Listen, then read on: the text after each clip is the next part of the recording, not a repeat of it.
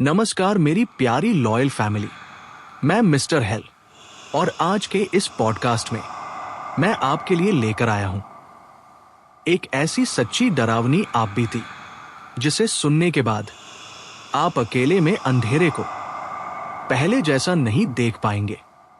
ये कहानी है एक कब्रिस्तान के चौकीदार की, जिसने सालों तक मौत और खामोशी के बीच पहरा दिया। तो अपनी आंखें बंद कीजिए, सांस को थोड़ा थामिए और चलिए मेरे साथ उस जगह जहां डर जिंदा रहता है। मेरा नाम लोग अब नहीं पूछते, अगर पूछते भी हैं तो मैं बताता नहीं, क्योंकि नाम से ज्यादा अब मेरी पहचान उस जगह से है जहां मैं बीते 25 सालों से हर रात जागता हूं। शहर के आखिरी छोर पर जहां सड़क खत्म होती है, वहीं से एक कच्चा रास्ता निकलता है। उस रास्ते के दोनों तरफ सूखे नीम और पीपल के पेड़ हैं। दिन में वो पेड़ आम से लगते हैं, पर रात होते ही उनकी परछाइयां जमीन पर ऐसे गिरती हैं जैसे किसी ने काले हाथ फैला दिए हों। उसी रास्ते के अंत में है पुराना कब्रिस्तान। जब पहली बार मुझे यहां चौकीदारी की नौकरी मिली, तब मैं बस नौकरी देख रहा था, डर वगैरह का ख्याल नहीं था। घर में हालत खराब थी, बीवी बीमार रहती थी, 2 छोटे बच्चे थे और शहर में कोई काम टिक नहीं रहा था। नगर निगम का ये कब्रिस्तान कागजों में बहुत पुराना बताया गया था, पर असल में ये जगह समय से बाहर थी। यहां घड़ी काम नहीं करती, मोबाइल की बैटरी अपने आप खत्म हो जाती है और आदमी के अंदर का भरोसा पहली ही रात टूटने लगता है। पहले दिन में मैं आया, सूरज की रोशनी में सब सामान्य लग रहा था। कब्रें कुछ नई, कुछ बहुत पुरानी, कहीं पत्थर की तख्तियां, कहीं सिर्फ मिट्टी के टीले। पर एक बात अजीब थी, कब्रों के बीच कोई चिड़िया नहीं थी, ना कौआ, ना गिलहरी, ना कुत्ता। दिन में भी इतनी चुप्पी जैसे इस जगह ने सांस रोक रखी हो। पुराने चौकीदार से मेरी मुलाकात हुई। वो आदमी बहुत दुबला था, आंखें धंसी हुई और आवाज ऐसी जैसे बहुत कम बोलता हो। उसने मुझे बस इतना कहा, रात में जो दिखे उसे देखना, जो सुने उसे सुनना, पर किसी से बात मत करना। मैं हंस पड़ा। मुझे लगा ये लोग नए आदमी को डराने की आदत रखते हैं। उसने मेरी तरफ ऐसे देखा जैसे मैं कुछ महीनों में मरने वाला हूं। शाम होते ही वो चला गया और चाबी मेरे हाथ में दे गया। लोहे का फाटक जिस पर जंग लगी थी, वो बंद करते समय ऐसी आवाज करता था जो सीधे दिल में चुभती थी। रात के ठीक 8 बजे मैं अकेला रह गया। पहली रात का अंधेरा अलग तरह का होता है। कब्रिस्तान का अंधेरा सिर्फ आंखों को नहीं, दिमाग को भी निगलता है। मैं अपनी छोटी सी कोठरी में बैठा, लालटेन जलाई और चारों तरफ देखा। हवा बिल्कुल नहीं चल रही थी, फिर भी कुछ कब्रों पर रखा सूखा फूल हिल रहा था। मैंने खुद को समझाया, शायद हवा का झोंका होगा। रात करीब 11 बजे पहली बार मुझे लगा कोई मुझे देख रहा है। मैं बाहर निकला, टॉर्च हाथ में थी, पर रोशनी बहुत कमजोर लग रही थी। कब्रों के बीच एक जगह अंधेरा कुछ ज्यादा गाढ़ा था। मैंने टॉर्च उधर घुमाई, कुछ नहीं, पर जैसे ही रोशनी हटाई, मुझे महसूस हुआ कोई कदमों की आहट है। धीरे, बहुत धीरे। मैंने आवाज लगाई, कौन है? मेरी आवाज कब्रों के बीच कहीं खो गई। कोई जवाब नहीं। मैंने खुद को कोसा, डरपोक बन रहा हूं। पर तभी मेरे पीछे मिट्टी पर चलने की आवाज आई। मैं पलटा, कुछ नहीं, पर जमीन पर नंगे पैरों के निशान थे, ताजा। और वो निशान किसी कब्र से निकलकर सीधे मेरी कोठरी की तरफ जा रहे थे। मेरे हाथ कांपने लगे। मैंने फाटक की तरफ देखा, वो बंद था। तो फिर ये आया कहां से? मेरी पहली रात यही खत्म नहीं हुई। असल शुरुआत तो अब होने वाली थी पहली रात के बाद। मैं घर नहीं गया। सुबह होने तक मैं उसी कोठरी में बैठा रहा। आंखें खुली थी पर दिमाग जैसे सुन्न हो चुका था। सूरज निकला तो कब्रिस्तान फिर से आम जगह जैसा लगने लगा। नंगे पैरों के निशान मिट्टी में अब भी थे, पर धूप में वो डरावने नहीं, बस अजीब लग रहे थे। मैंने खुद को समझाया, शायद कोई गरीब आदमी या कोई पागल रात में अंदर घुस आया होगा, पर मन नहीं माना। दूसरी रात मैं पहले से सतर्क था। लालटेन, टॉर्च सब साथ था। रात जैसे जैसे गहरी हुई वैसे वैसे कब्रिस्तान की चुप्पी भारी होने लगी। करीब 10 बजे मुझे पहली बार एक और बात समझ आई। यहां रात में हवा ऊपर नहीं, जमीन के पास चलती है। मेरे पैरों के पास ठंडी ठंडी सी हवा सरक रही थी, जैसे कोई रेंग रहा हो। मैंने नीचे टॉर्च मारी। धुंध बहुत हल्की पर जमीन से चिपकी हुई। 11 बजे कब्रिस्तान के अंदर से किसी के चलने की आवाज आई, धीरे, नियमित। ये आवाज किसी जिंदा इंसान जैसी नहीं थी। मैं कब्रों के बीच गया। दिल बहुत तेज धड़क रहा था। तभी मैंने देखा एक बूढ़ा आदमी सफेद कपड़ों में, सिर झुका हुआ। वो एक कब्र के पास खड़ा था। मुझे राहत मिली। मैंने सोचा कोई रिश्तेदार होगा। मैंने आवाज लगाई, भैया, यहां रात में रहना मना है। वो नहीं बोला। मैं उसके पास गया। उसकी पीठ मेरी तरफ थी। मैंने हाथ बढ़ाया और उसके कंधे को छुआ। मेरी उंगलियां सीधे उसके शरीर के अंदर चली गई, जैसे उसने शरीर नहीं, धुआं ओर रखा हो। मेरे मुंह से आवाज नहीं निकली। शरीर सुन्न हो गया। वो धीरे धीरे मुड़ा। उसका चेहरा अधूरा था। आंखें थी पर पलके नहीं। मुंह खुला पर अंदर अंधेरा। वो मेरी तरफ देख रहा था या नहीं, ये मैं आज तक नहीं जान पाया।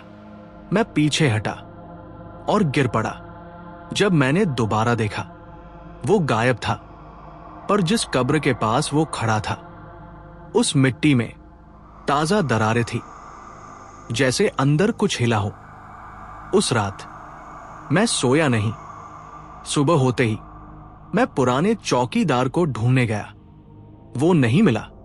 दूसरे कर्मचारियों ने बताया, वो 3 महीने पहले मर चुका है। मेरा सिर घूम गया। तो जिसने मुझे चाबी दी, वो कौन था? तीसरी रात मैं नौकरी छोड़ने का सोच चुका था, पर पैसों की मजबूरी और डर दोनों ने मुझे वही रोके रखा। रात 12 बजे कब्रिस्तान में एक साथ कई आवाजें आने लगी, किसी के उठने की, किसी के बैठने की। मैंने देखा कई कब्रों की मिट्टी हल्की हल्की हिल रही थी।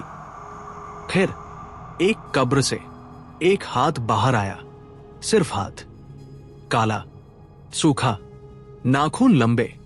वो हाथ मिट्टी में रास्ता खोज रहा था। मैं भागना चाहता था, पर पैर जमे हुए थे। धीरे धीरे दूसरी कब्र, फिर तीसरी। कब्रिस्तान जाग रहा था और मैं उसका इकलौता गवाह था। तीसरी रात के बाद मेरे भीतर कुछ बदल चुका था। डर अब सिर्फ दिल में नहीं, हड्डियों में उतर चुका था। सुबह जब सूरज निकला तो मैंने शीशे में खुद को देखा। मेरी आंखों के नीचे काले घेरे थे और चेहरे पर वो आदमी खड़ा था जो 3 दिन पहले यहां आया ही नहीं था। मैं नगर निगम के दफ्तर गया और सीधा अफसर से बोला, मुझे ये नौकरी छोड़नी है। उसने फाइल बंद की और मेरी तरफ देखा। उसकी आंखों में कोई हैरानी नहीं थी। उसने कहा, तुम तीसरे हो जो इस महीने ये बात कह रहा है। मैंने पूछा, पहले 2 कहा गए।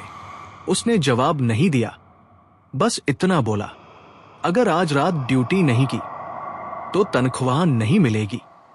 गरीबी डर से भारी पड़ गई। रात को मैं फिर वही था, पर इस बार मैं छुप कर देखने वाला नहीं था। मैं समझना चाहता था। रात ठीक 11:30। मेरे पैरों के नीचे जमीन हल्की गर्म होने लगी। कब्रों से अजीब सी गंध उठ रही थी। सड़ी हुई नहीं, बल्कि पुरानी, जैसे किसी बंद कमरे को सालों बाद खोला गया हो। मैंने देखा, कब्रों के बीच कुछ लोग खड़े थे, कुछ नए, कुछ बहुत पुराने। उनके कपड़े अलग अलग समय के थे।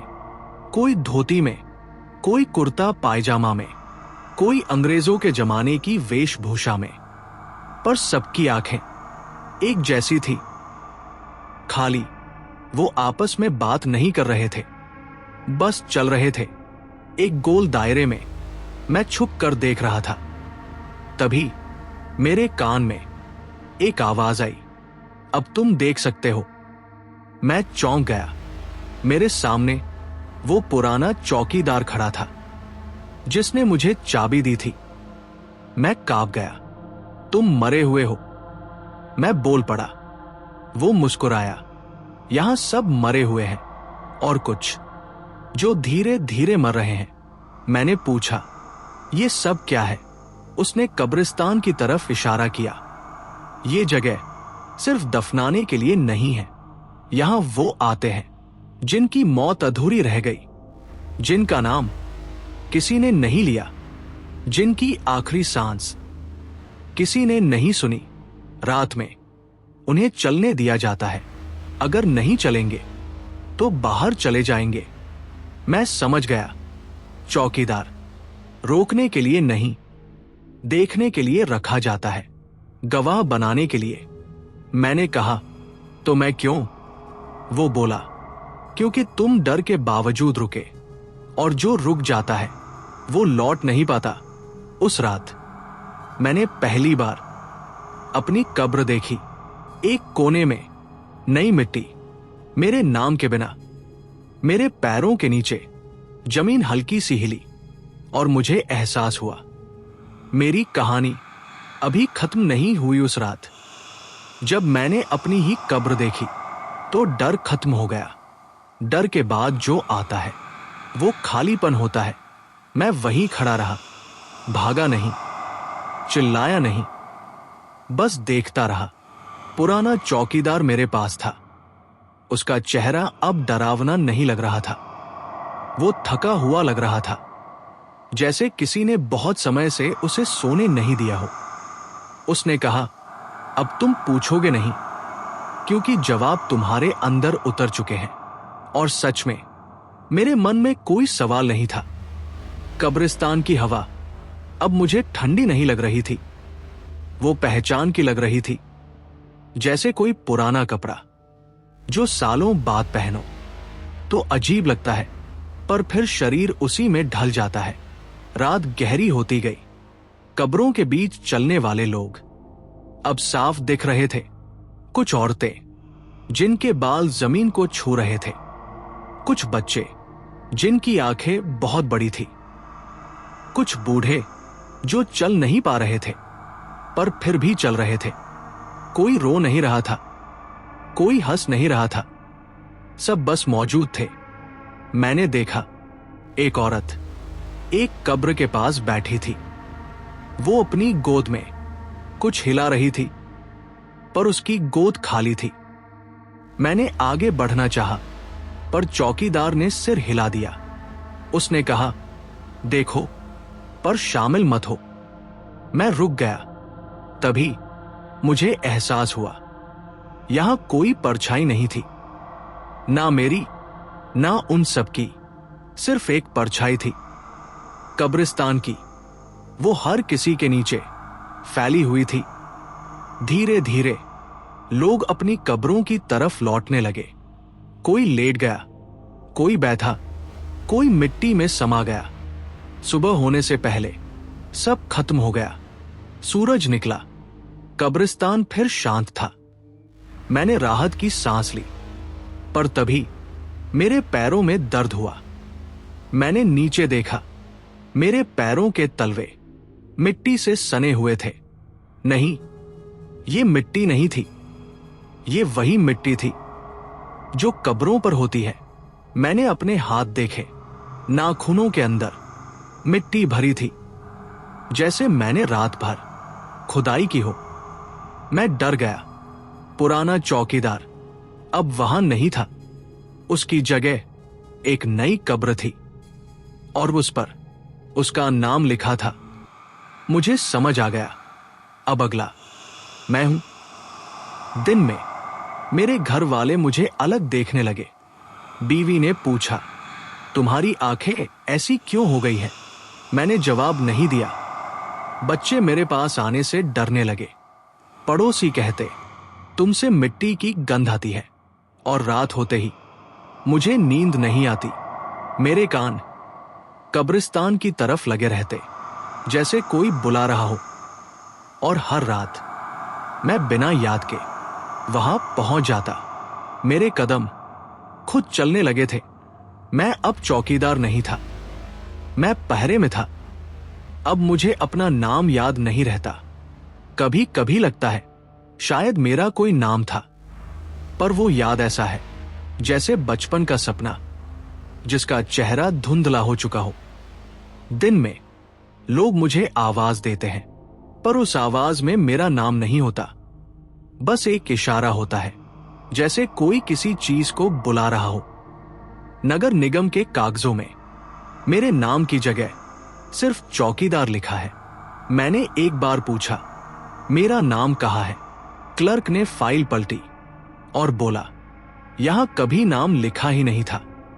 उस दिन मुझे समझ आया, कब्रिस्तान नाम नहीं रखता, वो नाम ले लेता है। रातें अब अलग नहीं रही। हर रात एक जैसी हो गई। मैं कोठरी में नहीं बैठता, मैं चलता रहता हूं। कब्रों के बीच पैर अपने आप रास्ता जानते हैं। कुछ कब्रें मुझे देखकर हिलती हैं, कुछ से हाथ बाहर आते हैं। पर अब मैं डरता नहीं। मैं रुकता हूं, देखता हूं और आगे बढ़ जाता हूं। एक रात मैंने देखा, एक छोटा बच्चा कब्र के पास बैठा था। उसकी आंखें बहुत बड़ी थी और चेहरा बहुत शांत। वो मुझे देख रहा था। मैंने पूछा, तुम यहां क्यों हो? उसने जवाब नहीं दिया। उसने मेरी उंगली पकड़ ली। उसका हाथ बहुत ठंडा था। मेरे हाथ से कुछ खींचता हुआ महसूस हुआ, जैसे कोई धागा मेरे अंदर से निकल रहा हो। मैंने हाथ छुड़ाया। बच्चा मुस्कुराया। उस रात मुझे घर का रास्ता याद नहीं आया। मैं सुबह कब्रिस्तान के फाटक के पास बैठा मिला। बीवी आई, बच्चों को साथ लेकर। उसने रोते हुए कहा, तुम यहां क्या कर रहे हो? मैंने उसे देखा, पर पहचान नहीं पाया। उसकी आंखों में मेरा अतीत था, पर मेरे अंदर कुछ नहीं हिला। वो मुझे पकड़कर घर ले गई, पर रात होते ही मैं फिर लौट आया। अब कब्रिस्तान मुझसे दूर नहीं रहता, वो मेरे अंदर चलता है। मैं सपने में भी मिट्टी महसूस करता हूं, मेरे मुंह में सूखी मिट्टी का स्वाद। और जब मैं बोलता हूं तो लोग कहते हैं मेरी आवाज भारी हो गई है। एक रात पुराना चौकीदार फिर दिखा। उसने कहा, अब तुम्हारा नाम पूरी तरह मिट गया है। अब अगला कदम यादों का है। मैंने पूछा, फिर मैं क्या रहूंगा? उसने कहा, पहराव मुझे दिन और रात का फर्क समझ नहीं आता। सूरज निकलता है, पर उसके साथ कोई गर्मी नहीं आती। और रात होती है तो अंधेरा डराता नहीं, बस फैल जाता है। यादें धीरे धीरे ऐसे गायब होती हैं, जैसे दीवार से चूना झरता है। पहले मुझे अपनी मां का चेहरा भूल गया, फिर पिता की आवाज, फिर बचपन का घर। हर भूल के साथ मेरे कदम और भारी होते गए। कब्रिस्तान अब मुझे पहचानता है, जैसे कोई बूढ़ा मालिक अपने पुराने नौकर को पहचान ले। कभी कभी कोई नई कब्र मुझसे फुसफुसाती है। उस फुसफुसाहट में शब्द नहीं होते, बस एहसास होता है कि यहां कोई और आ गया है और किसी और की जगह खाली हो गई है। एक रात मैंने देखा, एक आदमी फाटक के पास खड़ा था। वो नया था, उसके चेहरे पर डर साफ था। उसने पूछा, चौकीदार कहाँ है? मैंने उसकी तरफ देखा और समझ गया, अब लोग मुझे चौकीदार नहीं पूछते, मैं ही चौकीदार हूं। मैंने उसे अंदर आने से रोका। वो बोला, मुझे नौकरी चाहिए। मेरे अंदर कुछ हिला, शायद आखिरी बची हुई याद कि मैं भी ऐसे ही आया था। मैंने उसे देखा और कुछ नहीं कहा। फाटक अपने आप थोड़ा सा खुल गया। वो अंदर चला गया। उस रात कब्रिस्तान बहुत देर तक जागता रहा। सुबह उस आदमी का कोई निशान नहीं था, पर एक नई कब्र कोठरी के पास थी। बिना नाम मेरी यादों से एक और परत उतर गई। अब मुझे अपना चेहरा भी आईने में पहचान में नहीं आता। मेरी आंखें गहरी हो गई हैं और जब मैं चलता हूं तो मेरी परछाई कब्रों से अलग नहीं दिखती। पुराना चौकीदार अब दिखाई नहीं देता, क्योंकि अब मैं ही वो हूं। एक रात मैंने मिट्टी खोदी, बिना वजह, बिना डर, बस इसलिए क्योंकि हाथों को याद था और दिमाग को नहीं। तभी मुझे एहसास हुआ, अगर यादें पूरी तरह चली गई तो दर्द भी नहीं बचेगा, और तब कब्रिस्तान मुझे छोड़ देगा या फिर पूरी तरह अपना लेगा। अब मैं जानता हूं, कब्रिस्तान किसी को मारता नहीं, वो इंतजार करता है। जब आदमी खुद से खाली हो जाता है, तब वो जगह भरता है। जिस रात मेरी आखिरी याद भी चली गई, उस रात मुझे दर्द नहीं हुआ, न डर, न अफसोस, बस एक हल्कापन, जैसे कोई बोझ कंधों से उतर गया हो। मैं कब्रों के बीच खड़ा था और पहली बार मुझे लगा मैं अकेला नहीं हूं। कब्रिस्तान मुझसे बात नहीं कर रहा था, वो मुझे सुन रहा था। मेरे कदम अपने आप एक खास जगह की तरफ बढ़े, वही जगह जहां मैंने पहली बार नंगे पैरों के निशान देखे थे। वहां एक अधूरी कब्र थी, अब पूरी तरह खुली। मिट्टी गीली थी, जैसे अभी अभी किसी ने सांस छोड़ी हो। मैंने उसमें झांका।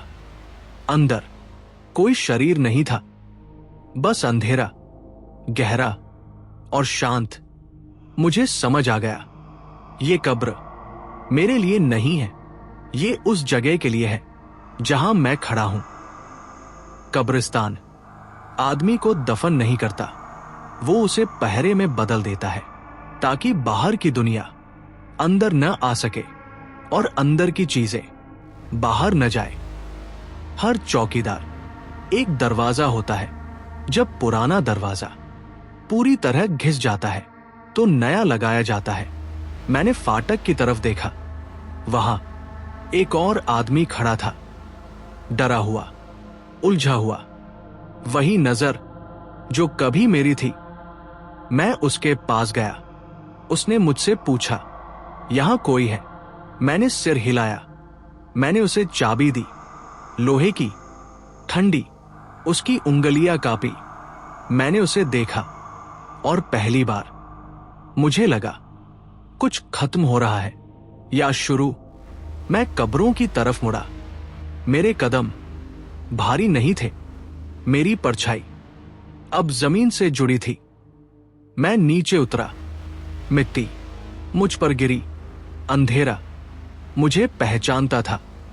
ऊपर फाटक बंद हुआ और नीचे पहरा शुरू हुआ। अगर तुम कभी शहर के आखिरी छोर पर उस कच्चे रास्ते से गुजरो और रात में कब्रिस्तान के पास कोई तुम्हें देखता महसूस हो तो पीछे मत देखना, क्योंकि जो देख रहा है वो चौकीदार नहीं, वो पहरा है तो मेरी प्यारी लॉयल फैमिली। ये थी आज की डरावनी आप बीती कब्रिस्तान के उस पहरे की, जो कभी खत्म नहीं होता। अगर इस कहानी ने आपके दिल की धड़कन एक पल के लिए भी बदल दी हो तो समझ लीजिए आज का पॉडकास्ट अपना काम कर गया। मिलेंगे फिर एक नई सच्ची डरावनी कहानी के साथ।